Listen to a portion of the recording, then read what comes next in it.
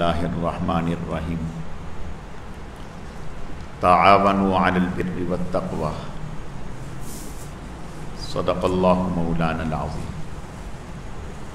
میرے عزیز و دوستو، اللہ رب العزت کا بے حد کرم ہے، احسان ہے کہ اللہ پاک نے ہمیں دین سیکھنے، سمجھنے اور عمل کے جذبے سے جمع فرمایا ہے۔ اللہ تعالی ہم سب کے آنے کو، جمع ہونے کو، مل بیٹھنے کو اپنی بارگاہ میں قبول فرمائے، کمی کوتاہیوں کو معاف فرمائے۔ اللہ پاک نے اس آیت میں اہل ایمان کو جس چیز کا حکم دیا ہے وہ یہ ہے کہ نیکی کے کاموں میں معاونت کرو، تعاونوا علی البر والتقوی، نیکی اور تقوی کے معاملے میں تعاون کرو، مدد کرو۔ اور اللہ کے نبی صلی اللہ علیہ وسلم نے ارشاد فرمایا، الخلق عیال اللہ، مخلوق اللہ کا کنبہ ہے،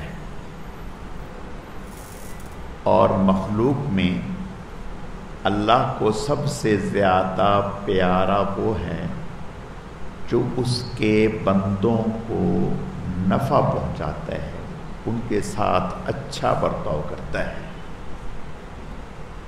یہ اللہ تعالیٰ کو بہت زیادہ محبوب ہے۔ آپ آگے ہو جائیں، آگے آپ لوگ بھی آگے ہو جائیں۔ تو مخلوق میں اللہ تعالیٰ کو یہ سب سے زیادہ محبوب ہے۔ اور پھر آپ صلی اللہ علیہ وسلم کا ارشاد ہے، فرمایا کہ قیامت کے دن اللہ تعالیٰ بندے سے فرمائیں گے، میں بھوکا تھا، آپ نے مجھے کھانا نہیں کھلایا، میں پیاسا تھا، آپ نے مجھے پانی نہیں پلایا، میرے جسم پر، میرے پر کپڑا نہیں تھا، آپ نے مجھے کپڑا نہیں پہنایا۔ یہ حیران ہوگا انسان کہ یا اللہ پاک، آپ تو کھانے سے بھی پاک ہیں، پہننے سے بھی پاک ہیں، پینے سے بھی پاک ہیں۔ تو اللہ تعالیٰ فرمائیں گے کہ اگر آپ نے میرے بندے پر رحم کیا ہوتا، اس کا خیال کیا ہوتا، اس کو پلایا ہوتا، اس کو کھلایا ہوتا، اس کو پہنایا ہوتا، تو ایسا تھا جیسے آپ نے مجھے کھلایا، مجھے پہنایا۔ تو پتہ چلا کہ اللہ تعالیٰ کے بندوں پر شفقت کرنا، ان کے ساتھ بھلائی کا معاملہ کرنا، انہیں نفع پہنچانا اللہ تعالیٰ کو بہت محبوب ہے۔ پھر حدیث شریف میں آتا ہے، آپ صلی اللہ علیہ وسلم کا ارشاد ہے، ارحموا من فی الارض یرحمکم من فی السماء، تم زمین والوں پر رحم کرو، آسمان والا تم پر رحم کرے گا۔ دیکھیں، آج ہم اگر کسی کی اولاد سے محبت کرتے ہیں، اس کے سر پر شفقت سے ہاتھ پھیرتے ہیں، اس کو کوئی ہدیہ اور تحفہ دے دیتے ہیں، تو ماں باپ کا دل راضی ہو جاتا ہے، وہ خوش ہوتا ہے کہ میری اولاد سے اس نے محبت کی۔ اللہ تعالیٰ اس سے زیادہ خوش ہوتے ہیں جب انسان اللہ کے بندوں سے محبت کرتا ہے، اللہ کے بندوں سے پیار کرتا ہے۔ اور یہ اللہ تعالیٰ سے پیار یا اللہ تعالیٰ کے بندوں سے عام بندے مراد ہیں۔ کوئی بھی انسان اگر وہ مر رہا ہے اور تکلیف میں ہے، اس کی تکلیف دور کر دینا یہ بہت اونچا عمل ہے۔ میں کئی دفعہ پہلے بھی یہ بات عرض کی ہے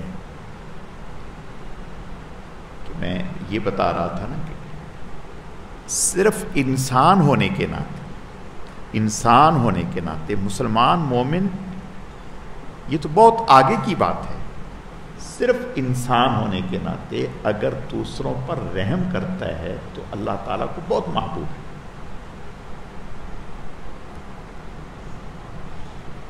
ایک شخص وقت کا کتب ہے، محدث ہے، مفسر ہے، ولی کامل ہے،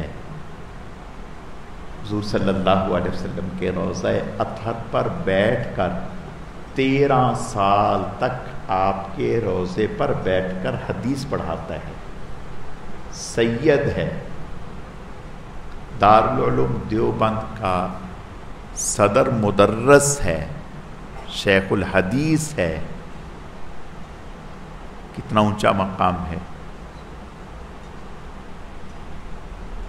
حضرت شیخ الحدیث رحمۃ اللہ علیہ ان کے عاشق تھے، دیوانوں کی طرح ان سے محبت کرتے تھے، یعنی شیخ العرب والعجم سید حسین احمد مدنی رحمۃ اللہ علیہ سے حضرت شیخ الحدیث رحمۃ اللہ علیہ دیوانوں کی طرح محبت کرتے تھے، اور حضرت سید حسین احمد مدنی رحمۃ اللہ علیہ کو حضرت شیخ الحدیث سے بھی بڑی محبت تھی۔ جب بھی سفر میں جاتے، اس علاقے سے گزرتے تو لازمی مل کے جاتے، آج گئے ہیں کل بھی اگر جانا ہوا تو پھر بھی مل کے جائیں۔ یعنی ہم تو یہ سوچتے ہیں نا کہ اگر آج سے دوسرے دن جائیں گے وہ کہیں گے اچھا گھر دیکھ لیا یار اس کو ہماری چائے پینے کا مزہ ہی آ گیا، سمجھ رہے ہیں بات کو۔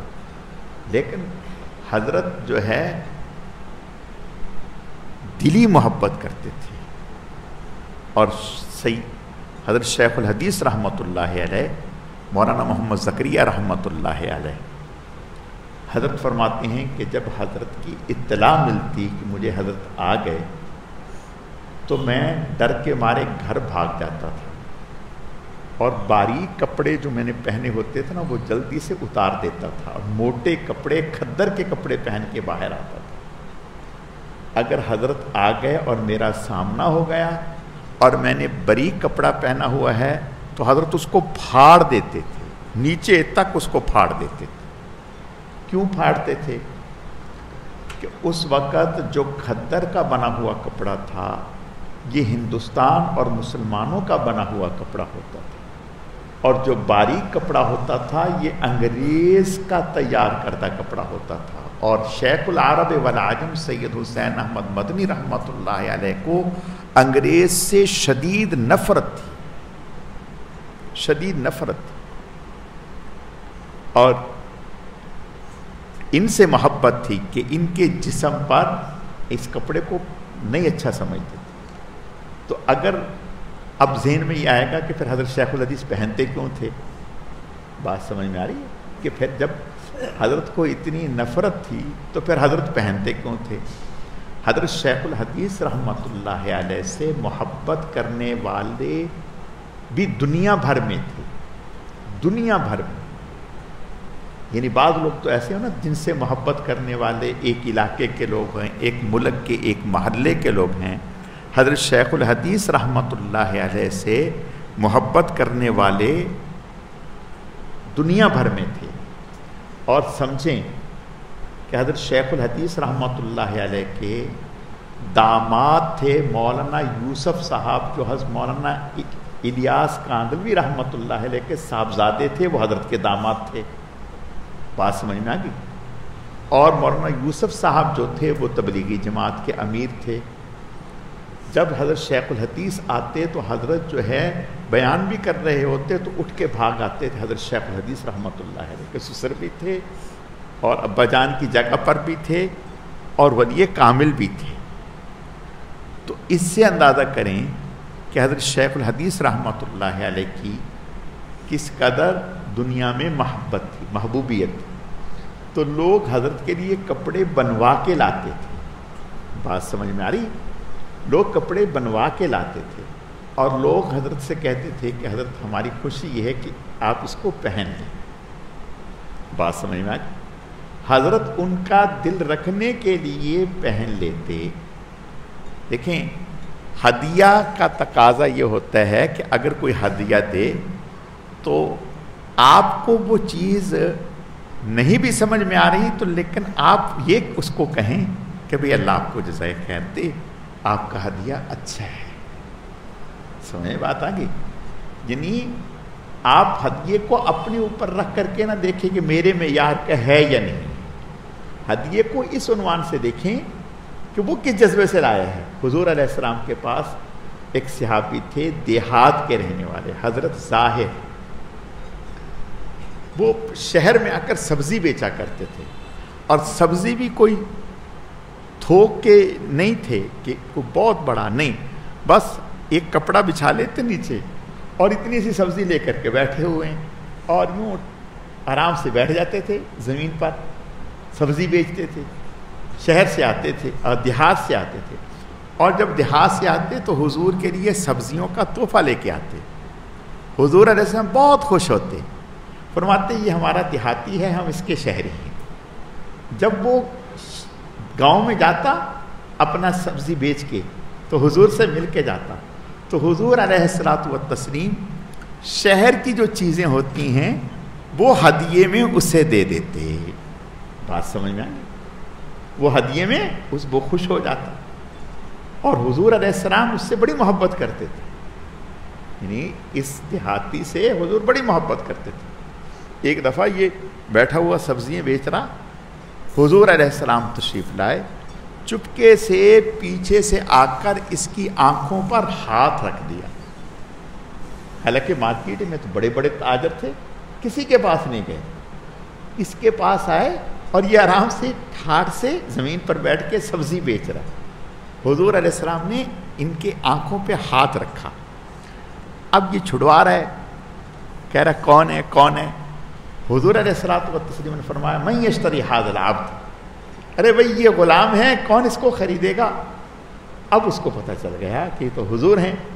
اب وہ چھڑوا نہیں رہا بلکہ اپنی کمر حضور کے سینے سے لگا رہا ہے برکت حاصل کرنے کے لیے. بات سمجھ میں آ گئی؟ اور کہتا کہ یا رسول اللہ صلی اللہ علیہ وسلم بھلا میری کیا قیمت لگے گی؟ یعنی میں تو ایک سیاہ فام سا آدمی ہوں اور دیہاتی آدمی ہوں، میری کیا قیمت لگے گی؟ آپ نے ارشاد فرمایا بندوں کے ہاں تو آپ کی اگرچہ کوئی قیمت نہ ہو، اللہ کے ہاں آپ کی بڑی قیمت ہے. اللہ کے ہاں بڑی قیمت ہے. تو میں عرض یہ کرنا چاہتا تھا کہ جو کوئی ہدیہ دے نا تو ہدیے میں یہ نہ دیکھے کہ کیا دے رہا ہے، وہ آیا ہماری شخصیت کے اعتبار سے ہے نہیں ہے، یہ دیکھے کہ وہ کس جذبے سے دے رہا ہے. تو حضرت شیخ الحدیث رحمۃ اللہ علیہ کی خدمت میں لوگ ہدیہ لے کے آتے اور خواہش یہ ہوتی کہ بھئی حضرت پہن لیں ایک دفعہ، اور حضرت ان کی دلجوئی کے لیے پہن لیتے. بات سمجھ میں آ رہی؟ ان کی دلجوئی کے لیے پہن. اور اس دوران اگر حضرت شیخ الحدیث حضرت سید حسین احمد مدنی رحمۃ اللہ علیہ تشریف لے آئے تو حضرت اس کو پھاڑ دیتے تھے، اور حضرت کی اس کا خیال کرنے کے لیے حضرت فوراً گھر بھاگتے تھے. لیکن کبھی اتفاق سے ایسا ٹاکرا ہو جاتا. تو میں عرض یہ کر رہا تھا کہ یہ اتنے بڑے ولی کامل تھے حضرت سید حسین احمد مدنی رحمۃ اللہ علیہ، جس کی کوئی انتہا نہیں. تو یہ ایک دفعہ ٹرین میں سفر کر رہے تھے، اور ٹرین میں کم و بیش ڈبے میں سارے ہی مسلمان بیٹھے ہوئے. ایک ہندو بھی تھا جو حضرت کے برابر میں بیٹھا ہوا تھا، اور ہندو مسلمانوں سے نفرت کرتا ہے، ہمیں پتہ ہے، سب جانتے ہیں. وہ ہندو واش روم میں گیا، جب واش روم میں گیا تو دیکھا واش روم گندا ہے. تو ہندو آ کے بڑبڑانے لگا غصے سے، اور جیسے انسان جو ہے حاجت بھی ہو رہی ہے لیکن واش روم صاف نہیں ہے. حضرت نے بھانپ لیا. حضرت اٹھ کر گئے، کچھ سگریٹ کی ڈبیاں یا کوئی اور اس طرح کی چیزیں جمع کی، اپنے ہاتھ سے واش روم کو صاف کیا. بات سمجھ میں آ رہی؟ اپنے ہاتھ سے واش روم کو صاف کیا اور پھر اس کو صاف ستھرا کر کے آ کر اپنی جگہ بیٹھ گئے ہاتھ خشک کر کے، اور ہندو سے کہا کہ میں تو ابھی آیا ہوں، واش روم صاف ہے. اس نے کہا مولوی جی آپ کہاں گئے تھے؟ آپ نے فرمایا کہ بس اسی واش روم میں گیا. اس نے کہا کہ اچھا. آپ نے فرمایا آپ تشریف لے جائیں، دیکھیں جا کے. وہ گیا تو خیر وہ صاف بہت، اور وہ سمجھ گیا. تو جب وہ واپس آیا تو آ کر کے کہنے لگا کہ حضرت اگر اسلام وہ ہے جس کا مظاہرہ آپ نے کیے ہے تو ابھی کلمہ پڑھا دیجیے، مسلمان ہونے کے لیے تیار ہوں. بات سمجھ میں آ گئی؟ میں عرض یہ کرنا چاہتا ہوں یہ تو ایک ہندو ہے. ہمارے اسلام کی تعلیمات دیکھیں کہ ایک انسان بھلے وہ کافر ہے لیکن اس وقت وہ سخت تکلیف میں ہے، اس کی تکلیف دور کرنا یہ ہمارے دین کا حصہ ہے. جب ایک غیر مسلم اور جو مسلمانوں کا سخت دشمن ہے، نفرت کرتا ہے، اس کے ساتھ اس طرح کا اخلاق ہے، تو مسلمان اگر تکلیف میں ہو، اذیت میں ہو اور زندگی اور موت کی جنگ لڑ رہا ہو، فاقوں سے ہو، گھر سے بے گھر ہو، در سے بے در ہو، کوئی سہارا نہیں، تو ایسوں کی مدد کون کرے گا؟ کیا ہم ہندو کو بلائیں مدد کے لیے؟ یہ تو ہمارے لیے شرم کی بات ہے کہ اگر کافر ممالک جو ہیں وہ لاکھوں ڈالر بھیجیں، کافر لاکھوں ڈالر بھیجیں ہمارے ان مسلمانوں کی مدد کے لیے، تو ہمارے منہ پہ تھپڑ نہیں کہ کافر تو ان کی مدد کے لیے لاکھوں ڈالر بھیجیں اور ہمارے کان پہ جو تک نہ رینگے؟ ہم کبھی سوچے ہی نہیں. یاد رکھیں اللہ تعالی ہمیں معاف فرمائے، شیطان ہمیں بڑی عجیب عجیب طویلیں سکھاتا ہے. کیا سکھاتا ہے؟ وہ تو ایسے تھے، وہ تو ایسے تھے، وہ تو ایسے تھے. نہیں، فلا تزکوا انفسکم هو اعلم بمن اتقى. اپنے آپ کو پارسا نہ بنائیں، اللہ کو معلوم ہے کہ کون کیسا ہے. ایک تو مصیبت میں ہے اور دوسرا ہم ان کے زخموں پہ نمک پاشی نہیں. اللہ سے ڈریں، اپنے کرتوت بھی دیکھ لیں. ہم کہاں ہیں؟ یہ اس کی رحمت ہے، اللہ کی آزمائش ہے. وَلَنَبْلُوَنَّكُمْ بِشَيْءٍ مِّنَ الْخَوْفِ وَالْجُوعِ. وہ کسی کو کب کسی بھی لمحے آزما سکتا ہے. ان کی بھی آزمائش ہے، ہماری بھی آزمائش ہے. ان کی آزمائش یہ ہے کہ ان حالات میں وہ اللہ کا گلہ شکوہ تو نہیں کر رہے، اللہ کو برا بھلا تو نہیں کہہ رہے، اللہ کی طرف رجوع کرنے، اللہ سے معافی مانگ رہے ہیں. اور پتہ ہے یہ جو تکلیف آئی ہے یہ تو بہت بڑی تکلیف ہے. گھر گیا، جانور گئے، مکان گیا.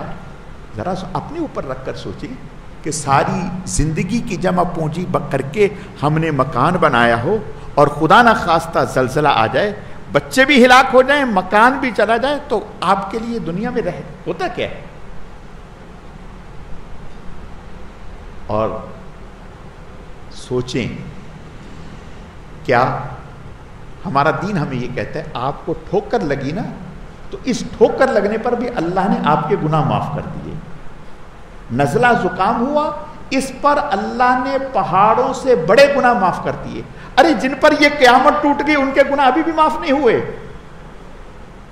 وہ میرے اور آپ سے معافی کا سرٹیفکیٹ لیں کہ میں اور آپ ان کو معافی کا سرٹیفکیٹ دیں تو پھر ان کے گناہ معاف ہوں گے، ورنہ ان کے گناہ معاف نہیں ہوئے. کہاں ہوا ہے اب؟ ہمارا دین یہ کہتے ہیں کہ اگر کسی شخص کا انتقال ہو جائے تو جو اس کا ورثہ ہے، بیٹا ہے، والد ہے، بھائی ہے، وہ غمزدہ ہے، اس کو اگر کسی نے تسلی دی تو اللہ جتنا اس تکلیف پر اسے اجر و ثواب عطا فرمائیں گے اتنا تسلی دینے والے کو بھی اجر و ثواب عطا فرمائیں گے. بات سمجھ میں آ رہی؟ یعنی اس چھینک، نزلہ، زکام، ٹھوکر لگنے سے. اور دین کیا کہتے ہیں؟ چابی آپ نے یہاں رکھی، آپ نے یہاں ڈھونڈی اور آپ کے ذہن میں آیا اوہو میری چابی تو گئی، اور پھر مل گئی. اتنی سی بات پہ اللہ آپ کے گناہ معاف کر دیتے ہیں. اتنی سی بات پہ اللہ آپ کے گناہ معاف کر دیتے ہیں. آپ کے میرے اتنی سی بات پہ گناہ معاف ہو جائیں. جن کی اولاد بھی گئی، مکان بھی گیا، مال بھی گیا، کروڑوں کے مالک تھے، لاکھوں کے مالک تھے، جو لوگوں کو دینے والے تھے، لوگوں پر خرچ کرنے والے تھے، جن کا منہ نہیں کھلتا. کبھی سوچیں، بعض لوگ ایسے بھی ہیں اللہ کے بندوں میں کہ جنہوں نے ساری زندگی شاہانہ گزاری ہوتی ہے. ذرا تھوڑا سا 70 سال 75 سال پیچھے جائیں کہ جب انڈیا سے آئے تھے تو اس وقت نواب لوگ بھی یہاں آئے تھے. ایسے بھی لوگ تھے جو نواب تھے، لیکن صرف وہ کپڑے ساتھ تھے جو پہن کے آئے ہیں، بس اور کچھ نہیں تھا. اس موقع پر اگر کوئی ان کی داد رسی کر رہا ہے، ان کو کھانا کھلا رہا ہے اور ان کو سایہ دے رہا ہے، اپنا مکان ان کے لیے کھول رہا ہے، اپنا در ان کے لیے کھول رہا ہے، تو ان کے دل سے دعا نہیں نکلی ہوگی؟ بات سمجھ میں آ رہی؟ ایسے لوگ بھی ہیں جنہوں نے ساری زندگی یوں ہاتھ رکھا، آج ان حالات میں بھی ان کا منہ نہیں کھل رہا کہ ہم محتاج ہیں، ہمیں دیں. ان سے برتتی. تو سوچیں، جن کے اوپر اتنے حالات آئے، اتنی مصیبتیں، اتنی تکلیفیں، اتنی پریشانی، ابھی بھی وہ گنہگار ہیں، ابھی بھی ان کے گناہ معاف نہیں ہوئے. تو کیا معاف میں نے اور آپ نے کرنے ہیں؟ حد ہو گئی. اللہ کے نبی کہہ رہے ہیں تکلیف آتی ہے، مصیبت آتی ہے، گناہ معاف ہوتے ہیں. میرے اور آپ کے گناہ معاف نزلے زکام سے ہو جائیں، اور ان کے ابھی بھی گناہ معاف نہیں ہوئے. کیا ہو گیا ابھی؟ نہیں، یہ بھول کے بھی بات ذہن میں نہیں لانی. ان کا معاملہ اللہ پر چھوڑ دیں، وہ جانے، اللہ جانے. ہماری آزمائش اس مرحلے میں یہ ہے ہم کیا کرتے ہیں، ہمیں کیا کرنا ہے. صحابہ کرام رضوان اللہ علیہم اجمعین ہجرت کر کے مدینہ پہنچے. انصار نے دروازے کھول دیے، حتیٰ کہ اپنی کہا کہ تم ہماری جائیداد میں بھی شریک ہو، ہمارے گھر میں ہمارے ساتھ رہو، یہ پورشن تمہارا ہو گیا. اور اللہ نے ان کی تعریف کی، اللہ نے ان کی تعریف کی. تو میرے عرض کرنے کا مقصد صرف اتنا ہے میرے عزیزو کہ اس موقع پر بالکل آنکھیں بند کر کے اپنے ان مسلمان بھائیوں کے لیے اٹھنے کا وقت ہے. بالکل، جس سے جتنا ہو سکے. اللہ کے نبی نے ارشاد فرمایا اتقوا النار ولو بشق تمرۃ، جہنم کی آگ سے اپنے آپ کو بچاؤ اگرچہ آدھی کھجور کے ساتھ کیوں نہ ہو. جس کے اندر اتنی استطاعت ہے وہ بھی کرے. دیکھو، اللہ تعالیٰ کے ہاں مال نہیں گنا جائے گا، کس نے نہیں. اللہ کے ہاں تو اخلاص ہے، دل میں تڑپ. ایک صحابی وہ چند کلو کھجوریں لائیں، چند کلو، اور بڑی ساری رات مزدوری کی، اس کے بدلے میں چند کلو کھجوریں ملی. ڈھیر لگا ہوا تھا. آپ نے فرمایا اس کے اوپر ان کو رکھو. اور پھر آپ نے فرمایا کہ میرا صحابی ایک مٹھی جو بعد میں آنے والا احد پہاڑ کے برابر سونا بھی خرچ کر دے تو میرے صحابی کے اجر و ثواب کو نہیں پہنچ سکتا. جو اخلاص اس میں ہے وہ بعد میں آ ہی نہیں سکتا. تو میں عرض یہ کرنا چاہتا ہوں اپنے دوستوں سے بھی، بہنوں بیٹیوں سے بھی، کہ ایک بات تو یہ ذہن میں رکھیں، اس موقع پر جو جتنا جیسا کام کر رہا ہے سب کی تحسین کریں، سب کو سراہیں. یہ وقت تو ایسا ہے، یہ لمحہ ایسا ہے، اگر لاکھوں لوگ کھڑے ہو جائیں تو بھی کم ہے. بات سمجھ میں آئی؟ لاکھوں لوگ کھڑے ہو جائیں معاونت کے لیے اور سب دل و جان سے معاونت میں لگ جائیں تو بھی کم ہے. جتنے بھی کام کرنے والے لوگ ہیں سب کی تحسین کریں, سب کو سراہیں. اللہ ہی کو معلوم ہے کس کا اخلاص کتنا ہے. ہو سکتا ہے کہ جس اخلاص کے درجے پر وہ ہو ہم نہ ہوں. بات سمجھ میں آ رہی؟ دیکھو یہاں جو کام کرنے والے لوگ ہیں, کسی کے آپ یہ نہ سمجھیں کہ بھی اس نے اتنی گاڑیاں نکال دیں, اس نے اتنا نکال دیا. نہیں, یہ تو سوال ہی نہیں ہونا. سوال ہے اخلاص کا. لن ینال اللہ لحومها ولا دماؤها ولکن ینالہ التقوی منکم. اللہ کو نہ تمہاری قربانی کے جانور کا خون پہنچتا ہے نہ گوشت پہنچتا ہے, اللہ کو دلوں کا اخلاص پہنچتا ہے. آپ مخلص ہو کر لگ جائیں. اور اس میں اپنا وقت لگانا, اپنی جان لگانا, اپنا مال لگانا, جو جس درجہ محنت کرے گا اللہ سے وہ پالے گا. اور بات کس سے ہے؟ اللہ کے نبی کا ارشاد ہے, من احب للہ وابغض للہ واعطى للہ ومنع للہ فقد استکمل الایمان.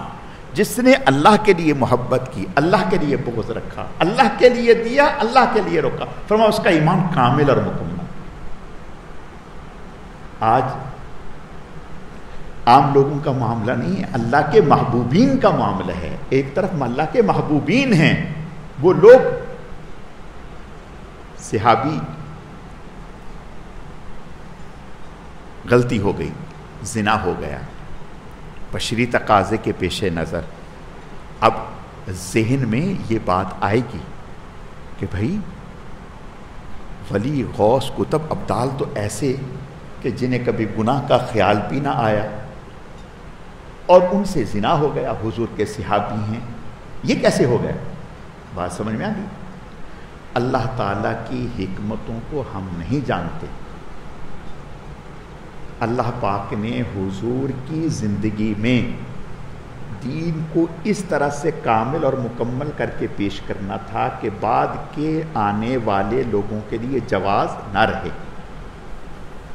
دین کا حکم یہ ہے کہ اگر کسی کو شادی شدہ ہے اور اس سے یہ غلطی ہو گئی تو اس کو پتھر مار مار کے ختم کر دو. اب حضور سے بڑھ کر شفیق کوئی نہیں, حضور سے بڑھ کر, حضور کو جب آ کر کے سخن, حضور نے فرمایا تم پاگل ہو گئے, تم نے نشہ کیا ہے. ارے کچھ نہیں, جاؤ کام سے کام رکھو, اللہ سے توبہ کرو, معافی مانگو. تم نے ان کو ساتھ چمٹا دیا ہوگا, بوسہ لے لیا ہوگا, جاؤ. وہ پھر آ گئے. ان کا ایمان دیکھیں, ان کا ایمان دیکھیں کہ وہ یہ چاہ رہے ہیں کہ دنیا کی سزا بھگت لوں, آخرت میں میرے اوپر پکڑ نہ ہو. پھر دوبارہ آ گئے. چاہتے تو ذکر ہی نہ کرتے نا, چھپا رہتا معاملہ, نہ ذکر کرتے. خود آ رہے ہیں. پھر کہا, پھر حضور نے یہ فرمایا, پھر چوتھی مرتبہ حضور نے فرمایا ان کو لے جاؤ اور ان کو پاک کرو. صحابی لے گئے اور پتھر مارے تو ان کے جسم سے خون کا فوارہ نکلا اور ایک صحابی کے جسم پر پڑا. انہوں نے کوئی سخت سست الفاظ کہے. حضور نے فرمایا منہ سنبھالو. فرمایا تم کیا کہہ رہے ہو؟ اس شخص نے جو توبہ کی ہے اگر پورے مدینے پر تقسیم کر دی جائے تو سب کی مغفرت کے لیے کافی ہو جائے, سب کی مغفرت کے لیے کافی ہو جائے. بات سمجھ میں آ رہی؟ ارے ہم نے کس کو گناہ کرتے دیکھا ہے؟ اللہ ہمیں معاف فرمائے. آج ہماری زبان کنٹرول میں نہیں ہے. ہمیں کیا معلوم کہ وہ جو جن کے اوپر یہ مصیبت آئی ہے. اگر ایسی ہی بات ہے تو پھر عمر بن خطاب رضی اللہ تعالیٰ عنہ کے زمانے میں زلزلہ کیوں آیا؟ ان کے زمانے میں قحط کیوں پڑا؟ نہیں سمجھ میں یہ بات. یوسف علیہ السلام اللہ کے نبی ہیں, ان کے زمانے میں قحط کیوں پڑا؟ بات سمجھ میں آ رہی ہے؟ ایسی بات نہ کریں. ایک تو مسلمان ان حالات سے دو چار ہے اور اوپر سے ہم راکٹ چلا رہے ہیں, تیر چلا رہے ہیں اور اپنے آپ کو پارسا ثابت کر رہے ہیں.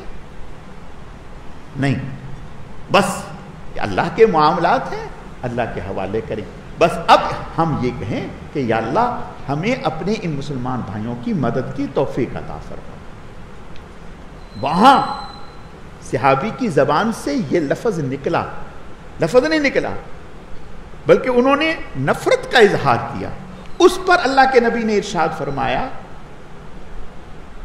کہ بھائی ان ایسی توبہ کی ہے مدینے پہ تقسیم کر دی جائے تو پورے مدینے کے لیے کافی. میں بات سمجھا رہا تھا کہ صحابی سے گناہ کیوں ہوگا, بات سمجھ میں آ رہی. اللہ یہ چاہتے تھے کہ حضور کی زندگی میں شریعت مطہرہ پر صحابہ کا عمل ہو جائے اور امت کے سامنے اس طرح سے پیش کر دیا جائے. اگر حضور کے زمانے میں ایسا نہ ہوتا تو بعد میں لوگ کہتے کہ یار اگر حضور کے زمانے میں ہوتا تو شاید کوئی نرمی کی شکل ہوتی. بات سمجھ میں آ رہی. تو خیر میں عرض یہ کرنا چاہتا ہوں کہ یہ موقع ان باتوں کا ہے نہیں, سمجھ رہے ہیں. یہ بات, یہ موقع دیکھو, اللہ نہ کرے, اللہ نہ کرے کل کلاں کراچی پر کوئی آفت آ جائے, اللہ نہ کرے, اللہ تعالیٰ بچائے اس سے. اور دوسرے لاہور والے یہ کہنے لگے بلوچ, ارے کراچی والوں کو تم سمجھتے نہیں ہو, وہ تو ایسے تھے, وہ تو ایسے تھے, وہ ایسے تھے. دیانتداری سے بتاؤ, یہ باتیں سن کر آپ کا دل خوش ہوگا؟ آپ کا دل خوش ہوگا؟ نہیں. ہر جگہ اچھے برے لوگ ہر جگہ ہوتے ہیں. مسلمان سے اچھا گمان رکھنا چاہیے, برا گمان نہیں رکھ. مان لیا گناہگار ہوں گے بہت کچھ ہوں گے, لیکن اتنی جو آفات آئی ہیں, اتنی جو مصیبتیں آئی ہیں, اتنی جو تکلیفوں کے ان کے اوپر پہاڑ ٹوٹے ہیں, تو ابھی بھی ان کے گناہ معاف نہیں ہوئے, ابھی بھی ان کے گناہ معاف نہیں ہوئے. اس لیے میرے پیارو ان باتوں کے چکر میں نہ پڑو. بس یہ باتیں شیطان کے تیر ہیں, نہیں, یہ باتیں کہنے کی نہیں. بس اس وقت یہ ہے کہ اپنے ان بھائیوں کی ہم کیا مدد کر سکتے ہیں, ہم ان کے کتنا کام آ سکتے ہیں, ہم ان کے لیے کیا کچھ کر سکتے ہیں, اور جو ہمارے بس میں ہو وہ ہم کریں. لوگوں کو متوجہ کریں, خود کریں, کام میں حصہ لیں, محنت میں حصہ لیں. انشاءاللہ اللہ تعالیٰ اس کی برکت سے ہماری مغفرت بھی معاف فرمائیں گے, ہمارے گناہوں کو معاف بھی فرمائیں گے. اور اللہ کے نبی کا یہ ارشاد, ارحموا من فی الارض یرحمکم من فی السماء, تم زمین والوں پر رحم کرو, آسمان والا تم پر رحم کرے گا. شیخ العرب والعجم سید حسین احمد مدنی رحمت اللہ علیہ تو ہمیں یہ عمل دکھا رہے ہیں, جو محدث بھی ہیں, فقیہ بھی ہیں, حضور کے روضہ اطہر پہ حدیث بھی پڑھائی ہے جنہوں نے, ولی کامل بھی ہیں, وہ تو یہ کر رہے ہیں کہ ایک ہندو اور متعصب ہندو اس کے لیے واش روم کو صاف کر رہے ہیں اپنے ہاتھوں سے. اور میں اور آپ, ہم مسلمان کے لیے مسلمان ہیں. آپ ان کے حالات پڑھ کر کے دیکھیں, اللہ گواہ ہے, رونگٹے کھڑے ہو جاتے ہیں اور نیند نہیں آتی رات کو. اگر رات کو آدمی کبھی ان کو سوچے, تصور میں لائے ایک لمحے کے لیے, تو نیند اڑ جاتی ہے. تو اس لیے جتنا اللہ نے جس کو جو توفیق دی ہے اس میں کمی نہیں کرنی چاہیے. صحابہ کرام رضوان اللہ علیہم اجمعین کا حال یہ تھا. شام کے گورنر تھے, شام کے گورنر تھے. حضرت عمر رضی اللہ تعالیٰ ان کے پاس تشریف لے گئے وزٹ کے لیے. جب گئے تو وہ حضرت عمر رضی اللہ عنہ لیا, چلتے چلتے حضرت فرمایا کہاں جا رہے ہیں بھائی؟ میں آپ کے پاس آپ کے گھر جا رہا ہوں. ان کا میں اپنی جگہ پہ لے کے جا رہا ہوں. فرمایا کہاں لے کے جا رہا ہوں؟ کہا فرمایا شہر میں نہیں. کہنے لگے شہر سے تھوڑا باہر. شہر سے باہر ایک جھونپڑا ہے, ایک جھونپڑا ہے, اس جھونپڑے میں لے گئے حضرت عمر رضی اللہ. حضرت عمر رضی اللہ جب دیکھا تو ایک झोंपड़ा है और तिनकों की छत है और कुछ भी नहीं, और एक मटका रखा हुआ है। हज़रत ने फरमाया कि भाई वो खाना वाना, उसने कहा ये मैंने 8 दिन की रोटियां पकवा लेता हूँ, 8 दिन की इकट्ठे पकवा लेता हूँ और उसको रख लेता हूँ, सूख जाती हैं तो पानी में गीला करके खा लेता हूँ। ये गवर्नर का हाल है। क्या वो सब कुछ नहीं कर सकते थे? हमें तालीम दे गए वो कि अपना आप कुर्बान करके दूसरों पर खर्च कर। समझ रहे हैं बात को? तो इसलिए हम अल्लाह ताला के नाम पर और अल्लाह के लिए, अल्लाह की मोहब्बत में थोड़ा सा मामूली सा खर्च करें, इंशाअल्लाह दुआ भी करें, खर्च भी करें, दुआ भी करें, तो इंशाअल्लाह अल्लाह ताला राज़ी होंगे। और अल्लाह ताला इस सूरत हाल से, इस वक़्त जिस सूरत हाल से हमारा पाकिस्तान दो चार है, सोचें 3 करोड़ से ज़ायद लोग बेघर हो चुके हैं, 3 करोड़ से ज़ायद लोग, और कितनी अम्वात और कितने तबाह हो गए। आगे आने वाले वक्तों में आप तसव्वुर करें, सब्जियाँ, अनाज, गल्ला, ये सारी चीज़ें मुतासर हुई हैं। समझ रहे हैं बात को? हमें अभी वक्ती अंदाज़ा नहीं है, आगे 2 महीने बाद आप लोगों को हमें अंदाज़ा होगा कि इसके कितने असरात हैं, हमारा मुल्क किस सतह तक पहुँच गया, अभी महंगाई कितनी है, हालात कितने हैं, और मज़ीद जब ये खुदा न खास्ता अल्लाह हमारी हिफाजत फरमाए तो कहाँ पहुँचेगी बात। तो इसलिए इस मौके पर तौबा की भी ज़रूरत है, इस्तग़फ़ार की भी ज़रूरत है। समझ रहे हैं बात को? अल्लाह ताला से माफ़ी मांगने की ज़रूरत है। और इसके साथ अपने मुसलमान भाई जहाँ भी हैं, जो जिस जगह हैं, देखें इस वक्त तो सच्ची बात है, हर शख्स खड़ा हो, हर शख्स खड़ा हो और हर शख्स अपना घर खोले, अपना दरवाज़ा खोल दे और अब जितना हो सकता है पेश करें, और जितने भी काम करने वाले लोग हैं सबको सराहें, सबकी तारीफ़ करें, और जो कहते हैं कि मैं फ़लाँ के ज़रिए से तावन कर, कहें बहुत अच्छा, बहुत अच्छा। जो जिस ज़रिए से तावन कर रहा है बहुत अच्छी बात है, बहुत अच्छी बात है। देखें, मस्जिद में आना है, आप इस दरवाजे से आ जाएं तो भी मस्जिद में आएंगे, इस दरवाजे से आएंगे तो भी मस्जिद में आएंगे, पीछे के दरवाजे से आएंगे तो भी मस्जिद में जाएंगे। सबका मकसद अपने रब को राज़ी करना है।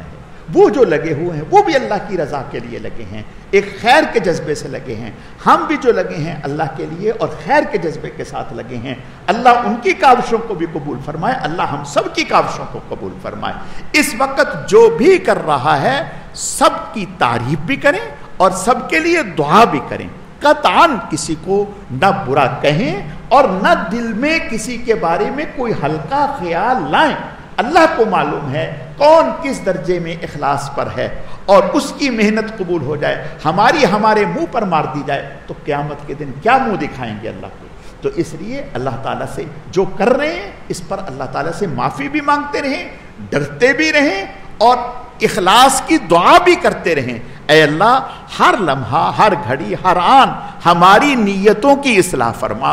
किसी भी लम्हे हमारी नीयत में कोई फतूर ना आए जिससे सारी मेहनत ज़ाया हो जाए। या अल्लाह, अपने करम से हमें अपनी रज़ा के लिए इखलास के साथ जिस कदर हमसे हो सकता है अल्लाह अपनी बारगाह में कबूल फरमा, और हमें अपने मुसलमान भाइयों की भरपूर मदद करने की तौफीक अता फरमा। इसको हमारे लिए, हमारी औलादों के लिए, आलमे इस्लाम के लिए ऐ अल्लाह निजात का, खुशहाली का, आफियतों का, बरकतों का ज़रिया फरमा। अल्लाह ताला हम सब के आने को, बैठने को कबूल फरमाए। इंशाअल्लाह कल इंशाअल्लाह अल्लाह के फ़ज़ल से जो है इशा की नमाज के बाद इंशाअल्लाह अपनी मस्जिद में, जैसे पिछले सालों में हम लोगों ने वो तैयार किए थे, राशन तैयार किए थे, तो कल भी इंशाअल्लाह ताला अल्लाह ने चाहा राशन तैयार करेंगे जो तकसीम करने के लिए जाना है। ठीक है, तो देखो मैं अर्ज़ कर रहा हूँ, जिस काम में भी आप लग जाएंगे तो इंशाअल्लाह वो ज़रिया निजात है। ठीक है, तो इसमें लग जाएं, ये भी इंशाअल्लाह हमारे लिए अल्लाह, देखिए ये भी तो एक काम है ना, तो जो जिस काम में लगेगा इंशाअल्लाह अल्लाह ताला उसको अजर अता फरमाएं। तो इस काम में भी इंशाअल्लाह सब साथी जुड़ें, तो ताकि पैकेट बने और पैकेट बन के फिर आगे جتنا جلد سے جلد ہو سکے متاثرین تک یہ ہماری جو معاونت ہے یہ پہنچے، تو اللہ تعالیٰ اسے اپنی بارگاہ میں قبول فرمائے۔ دعا فرما لیں، دعا کے بعد مختصر مجلس ذکر ہوگی، اور پھر مختصر مجلس ذکر کے بعد انشاءاللہ ڈیسک پر آپ حضرات جو ہے اپنے نام ذرا لکھوا دیں، ایک تو کل عشاء کے لیے، اور ایک جو اپنے لگے ہوئے ہیں کیمپ، ایک یہاں مسجد میں، ایک اس طرف روڈ پر، تو اس میں بھی اپنی خدمات کچھ ساتھی کل سے اپنی خدمات دے رہے ہیں۔ جو مزید اپنی خدمات دینا چاہتے ہیں تو ان سے درخواست ہے وہ اپنے نام لکھوا دیں۔ انشاءاللہ یہ عمل بہت اونچا عمل ہے۔ دیکھیں ہمارے جتنے بھی اس وقت اکابر ہیں، بڑے بڑے اکابر ہیں، سبھی بھرپور طریقے سے لگے ہوئے ہیں۔ اللہ تعالی ہمیں بھی ان اکابر کے نقش پا پر چلنے کی توفیق عطا فرمائے۔ الحمدللہ رب العالمین والعاقبۃ للمتقین والصلاۃ والسلام علی سید المرسلین اللہم صلی سب پر ہمارے ملک پر نازل فرما دیجیے یا اللہ پاک۔ درود پاک کی برکت سے اس امت سے اور ہمارے اس ملک سے یا اللہ پاک اپنی آفات کو دور فرما دیجیے۔ اے اللہ آپ قادر مطلق ہیں، یا اللہ پاک ہم آپ کی ناراضگی کے متحمل نہیں ہیں۔ یا اللہ اپنے کرم سے یہ آپ کی طرف سے جو ہم پر ایک آزمائش آئی ہے، اے اللہ اس آزمائش سے ہمیں عافیتوں اور خیروں کے ساتھ، ایمان کی سلامتی کے ساتھ اے اللہ اس آفت سے ہمیں نکال دیجیے۔ یا اللہ پاک اس آفت میں جتنے بھی مسلمان جن کے اے اللہ اولادیں، بھائی، والدین یا اللہ پاک انتقال فرما گئے، ان سب کی مغفرت فرما دیجیے، ان کے درجات کو بلند فرما دیجیے۔ جو بے گھر ہو گئے اے اللہ، جن کے مکان نہیں رہے، اموال نہیں رہے، اے اللہ خاندان کے خاندان اجڑ گئے، اے اللہ اپنے کرم سے انہیں صبر جمیل عطا فرما دیجیے۔ اے اللہ اس ملک کے تمام مسلمانوں کو اپنے ان پریشان حال مصیبت زدہ مسلمان بھائیوں کی بھرپور مدد کرنے کی توفیق عطا فرما دیجیے۔ یا اللہ پاک ہم بہت ہی کمزور ہیں، جو کچھ ہو رہا ہے آپ ہی کے کرم سے ہو رہا ہے۔ اے اللہ ہمارے اندر نہ کوئی طاقت ہے، نہ کوئی قدرت ہے، نہ کوئی صلاحیت ہے، نہ کوئی کمال ہے، آپ ہی کے کرم سے ہو رہا ہے اور آپ ہی کے کرم سے ہوگا۔ اے اللہ اپنے کرم سے ہمیں بھی، ہماری مسجد کے تمام نمازیوں کو، علاقے کے تمام لوگوں کو، ہماری عورتوں کو، ہمارے بچوں کو، ہمارے بزرگوں کو اس عظیم اور اونچے کام میں اے اللہ قبول فرما دیجیے۔ اے اللہ قبول فرما دیجیے۔ یا اللہ پاک اس کی برکت سے ہماری بھی مغفرت فرما دیجیے، ہمارے والدین، اساتذہ اور مشائخ کی مغفرت فرما دیجیے، ہماری مسجد کے تمام نمازیوں کی، مردوں کی، عورتوں کی مغفرت فرما دیجیے، محلے کے لوگوں کی مغفرت فرما دیجیے، پورے شہر کے لوگوں کی مغفرت فرما دیجیے، پورے ملک کے مسلمانوں کی مغفرت فرما دیجیے، پوری امت کی مغفرت فرما دیجیے۔ اے اللہ اپنے کرم سے، اپنی رحمت سے جو لوگ ہم پر اعتماد کرتے ہوئے یا اللہ پاک اپنے عطیات کو اور اپنی زکوٰۃ کو ہمارے حوالے کر رہے ہیں، اے اللہ اپنے کرم سے، اپنی رحمت سے، نہایت دیانتداری سے، اے اللہ نہایت خیر خواہی کے جذبے سے ان کے پیسوں کو اپنا پیسہ سمجھ کر صحیح جگہ پر، صحیح انداز اور صحیح طریقے سے اے اللہ خرچ کرنے کی ہمیں توفیق عطا فرما دیجیے۔ اے اللہ لوگوں کے اموال، اے اللہ لوگوں کی معاملت مستحقین تک اے اللہ نہایت ہی اچھے انداز سے، اچھے طریقے سے ان تک پہنچانے کی ہمیں توفیق عطا فرما دیجیے۔ اے اللہ قدم قدم پر ہماری مدد فرما دیجیے۔ اے اللہ یہاں کے جتنے بھی کام ہیں اس میں بھی ہماری مدد فرمائیے، راستے میں اے اللہ جانے میں ہماری مدد فرمائیے، وہاں ان تک پہنچنے میں ہماری مدد فرمائیے۔ اے اللہ ان سارے کاموں میں جتنے بھی لوگ ہمارے ساتھ معاونت کریں گے یا اللہ پاک راستے میں، وہاں یہاں یا جو کر رہے ہیں، جو عطیات دے رہے ہیں، اے اللہ سب کی خدمات کو، سب کی عطیات کو، سب کی محنتوں کو، سب کی کاوشوں کو، اے اللہ جو دن بھر باہر خدمت میں لگے ہوئے ہیں سب کی کاوشوں کو قبول فرما دیجیے، سب کو اے اللہ اپنی بارگاہ میں اعلیٰ درجے میں قبول فرما کر سب کو اپنی شایان شان اجر بدلہ اور ثواب عطا فرما دیجیے، سب کے مال جان میں، رزق میں برکتیں عطا فرما دیجیے، ڈھیروں ترقیات نصیب فرما دیجیے۔ اے اللہ ہماری اس مسجد کو ہر خیر کے کام میں، ہر نیکی کے کام میں اے اللہ ہر دینی کام میں آگے پیش رہنے کی توفیق عطا فرما دیجیے۔ اے اللہ اپنے کرم سے، اپنی رحمت سے ہر کار خیر میں ہمیں ذریعے کے طور پر قبول فرما دیجیے۔ اے اللہ ہر کار خیر میں ہمیں ذریعے کے طور پر قبول فرما دیجیے، ہماری کوتاہیوں کو معاف فرما دیجیے۔ اے اللہ صحیح بات کہنے کی، صحیح بات سوچنے کی، صحیح فیصلہ کرنے کی ہمیں توفیق عطا فرما دیجیے۔ اے اللہ ہمارے دلوں کو پاک اور صاف فرما دیجیے، ہر مسلمان کی خیر خواہی، ہمدردی، محبت ہمارے دلوں میں پیدا فرما دیجیے، ہر مسلمان سے اچھا گمان رکھنے کی توفیق عطا فرما دیجیے۔ اللہم انا نسألک من خیر ما سألک منہ نبیک و حبیبک سیدنا و مولانا محمد صلی اللہ علیہ وسلم ونعوذ بک من شر ما استعاذ منہ نبیک و حبیبک سیدنا و مولانا محمد صلی اللہ علیہ وسلم وانت المستعان وعلیک البلاغ ولا حول ولا قوة الا باللہ۔ اللہم صلی علی محمد کما تحب وترضى له۔ سبحان ربک رب العزة عما یصفون وسلام علی المرسلین والحمد للہ رب العالمین۔